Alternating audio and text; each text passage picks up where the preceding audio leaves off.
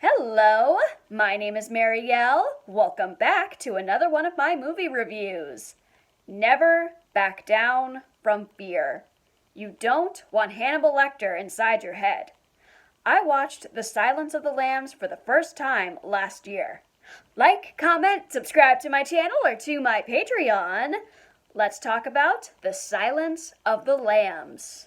Released to theaters in 1991, The Silence of the Lambs is about a young F.B.I. cadet assigned to a disturbing task. A deranged man kidnaps a woman, attempting to skin her alive. Cadet Clarice Starling has to go to the incarcerated Dr. Hannibal Lecter to seek help. Before watching The Silence of the Lambs, I was met with mixed feedback over the film's disturbing content. Excited and nervous, I sat down to watch The Silence of the Lambs, which was briefly uploaded to Netflix. Eerie, gross, and uncomfortable, The Silence of the Lambs is all about finding strength and courage. Clarice Starling's perseverance in a male-dominating atmosphere has become one of my new favorite roles of Jodie Foster. Foster was excellent.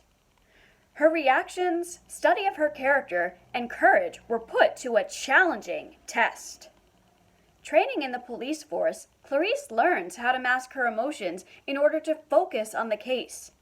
Clarice's journey reflects growth, courage, and for all women to keep fighting to stand out. I did not take my eyes off the screen when Hannibal Lecter was staring me down with his menacing, predatory gaze. Anthony Hopkins mastered the terrifying serial killer Hannibal Lecter. Hopkins improvised a famous line of dialogue that is so gut-wrenching it makes your stomach squirm. The Silence of the Lambs has several noteworthy roles. Ted Levine's performance is not talked about enough as the frightening Buffalo Bill. I thought the film was all about Hannibal Lecter, so I was not expecting his character. Boy, did he make sure that audiences wouldn't connect to his character. Other credits to include are Scott Glenn, Anthony Heald, Brooke Smith, Diane Baker, Casey Lemons, and Masha Skorobotov. Credit also goes to the ensemble of police officers who had to film some nail-biting scenes. Everyone who worked on this film deserves a big shout-out for filming an unsettling film like this. Jonathan Demme rightfully earned the award for Best Director. He carefully set up his direction to identify important camera angles that reflect subtle emotions and actions. His focus on the story, mastering subtlety, and the disturbing atmosphere have had audiences talking for decades. Demme did a superb job filming scenes between Starling and Lecter. The first visit to Lecter is a highlight. As unsettling as it is, that scene was my favorite in the film. Even though he is behind a glass jail cell, it feels like he'll come through the screen. Lecter knows how to get inside your head, messing with your thoughts, and making you feel uncomfortable. Your dream job is not always a dream. As I mentioned, Clarice is fighting to stand out in a male-dominating atmosphere. Not all the people who she works with take her seriously. Other male workers try to mess with her head. Just because you have reached your dream job doesn't mean that every day is going to be the best. As Clarice experiences, you're going to get stuck with an assignment that you don't want.